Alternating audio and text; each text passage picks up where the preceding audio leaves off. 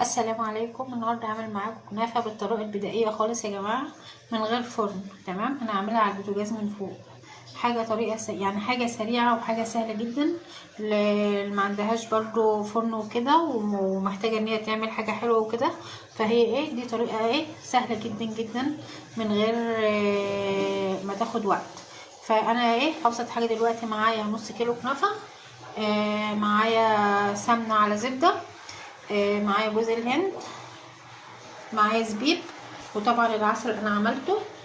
فدلوقتي هعمل معاكم ان انا بس هحط السمنه والزبده تفكوا على النار كده. انا جبت كده الصينيه وفيها شويه معلقه سمنه. هنزل بقى بالكنافه فيها. دي الطريقه بتاع امهاتنا زمان وجدتنا. دي طريقه كانت والدتي زمان واحنا صغيرين كانت بتعملها لنا، وطبعا وانا حافظه الطريقه منها، الله يرحمها ويرحمهم جميعا. فدي طريقه سهله، احنا دايما كلنا عاوزين نعمل في الفرن وكده، بس انا حبيت ان انا استرجع ذكرياتي مع والدتي كده، فحبيت ان انا اعملها معاكم النهارده.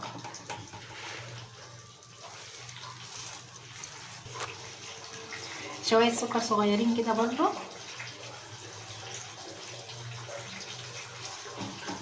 واجهز قوي.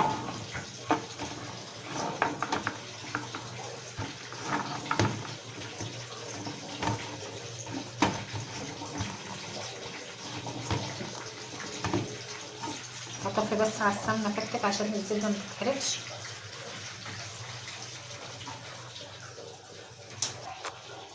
لخبط ده كله ببعضه بقى، اقلبه كله ببعضه.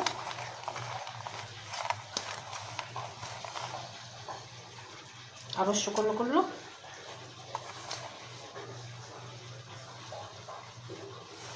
اي مكسرات انت حابه تحطيها حطيها، بس معلش انا مش هحط فول بس عشان انتوا عارفين ان وعد ممكن يكون عندها انيميا فول، مش عشان هي بس بتحبها وانا مش عاوزاها تاكل فول. طبعا اللي متابعنا عارف ان وعد كانت تعبانه واحتمال يكون عندها انيميا الفول، لسه بس اسبوع ما نعمل لها التحليل ونعرف ان شاء الله. يا رب يدعوا لنا كده، يا رب يكون ما عندهاش انيميا فول. هنزل بقى بالطبقه الثانيه كده، انزل بالطبقه الثانيه. اسهل كنافه واسرع كنافه.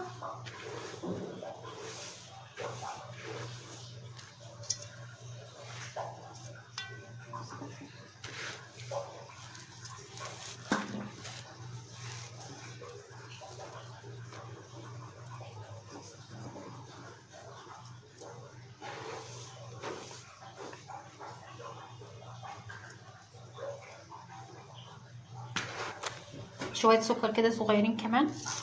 السكر ده بيخليها لك تمسك في بعضها، ما تخليها متماسكه في بعض كده. السكر كل ما زي ما بيكرمل كده في قلبها بيخليها تكون ماسكه في بعضها، ما بتخليهاش تفك منك.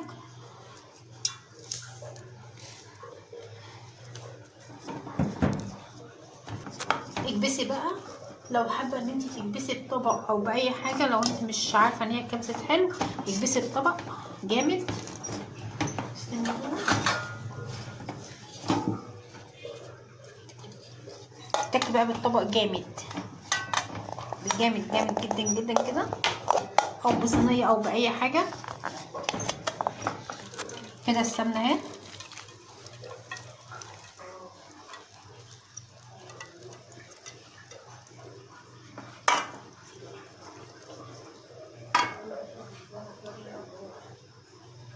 على كده. في حتت بس مش عارفه اتحكم فيها، بس هجيب المعلقه بقى كده.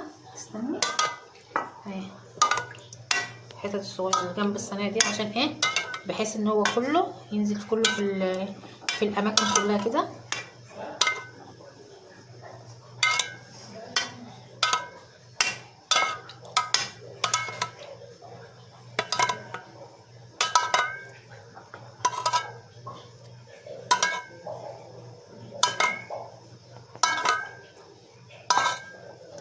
ماشي كده. لسه السمنه صغيره كمان اهي. انا مش عاوزه كل الوش لازم يكون متداري من السمنه كده.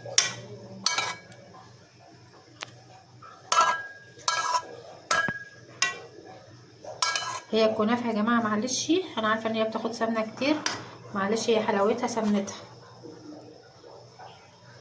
كده. خلاص اهي هحطها بقى انا على النار.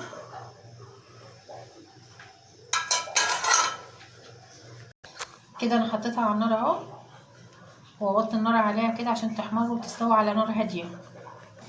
طبعا لازم تكوني مغطيه الصينيه بغطا محكم والنار هاديه عليها خالص. تمام. وايدك بقى كده لفه بلفه لفه لفه بلفه صغيره كده. ماشي. انا هحط الصينيه تاني وافضل الف في الصينيه. شفت الفرن الدوار بتاع الكحك والبسكويت اللي في المحلات الكبيره؟ اسمه فرن دوار. فاحنا نقعد ندور كده في الصينيه سنه بسنه صغيره كده بحيث ان هي ما تتحرقش مننا كده وتبقى حلوه. وان شاء الله يا رب كده تطلع حلوه كده معانا يا رب.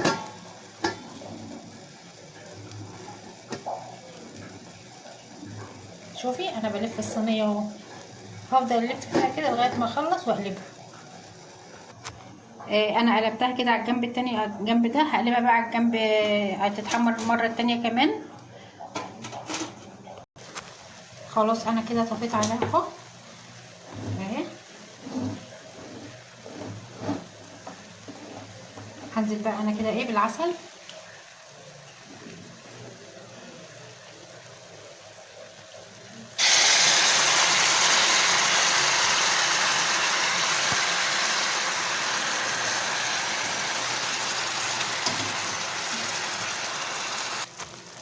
كده انا حطيت لها العسل، انا كده مش هاجي جنبها خالص لما تبرد خالص وبعدين اقطعها معاكم.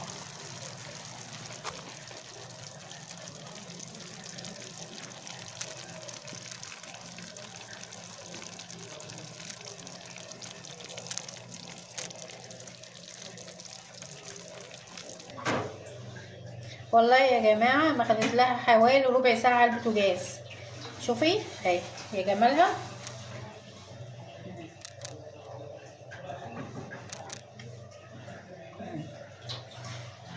يلا بقى كده اللي عندها شويه كنافه في الفريزر ولا حاجه تقوم تعملهم بسرعه بسرعه كده وما خدتش وقت وسهله. بس اهم حاجه خلي النار هاديه عليها عشان ما تتلسعش منك بسرعه وما تتلسعش وتتلسع وترجع تبقى طريه من قلبها. فهي بجد حلوه وجميله اهيت، يا ريت تقوموا تجربيها انتوا وهي. ومن على البوتاجاز من فوق ولا شغلت فرن ولا حاجه. انا معاكم من هنا ورايح. الفرن هيتحب ان هو يشتغل في البيت وكده عشان يدفي المكان في الشتاء. بس انا حابه ان دي طريقه سهله جدا جدا اللي ما عندهاش بوتاجاز زي حالاتي كده. ما انتوا عارفين ده برضو، كل اللي متابعيني طبعا عارفين ان انا مش في بيتنا. انا بشتغل على بوتاجاز مسطح وبشتغل في الفرن الغاز العادي. طبعا لما اروح بيتنا هرجع تاني بقى لحياتي الطبيعيه باذن الله. فانا حابه ان انا اعمل كنافه فقمت عملتها على البوتاجاز من فوق. وعلى فكره انا عامله كريم شانتيه بس مش هحطه عليها، انا عامله بس علشان اللي حابب يحط على القطعه بتاعته يحط. حتى انا كمان الغريبه كمان ان انا عاملاه النهارده فين، فرمته في الكبه، ضربته في الكبه، كريم شانتيه في الكبه اهو. شوفي وطالع حلو اهو. بس انا مش هحطه بصراحه على الكنافه كلها، انا هعمل بس هحطه على حسب الطلب. وجهه النظر كلها في تقديم الكنافه ان انا قدمتها لكم على البوتاجاز، مفيش اكتر من كده. التشكيل بقى براحتك، انت عاوزه تعملها بمانجا تعملها، انا عاملاها ساده بس انا عامله كريم شانتيه اللي بيحبه. فاشوفكم ان شاء الله في فيديو جديد، ودعموني كده بلايك يا جماعه وتنسوا الاشتراك، واشوفكم في فيديو جديد. والسلام عليكم ورحمه الله، ورب كده دايما موصلين على الخير دايما.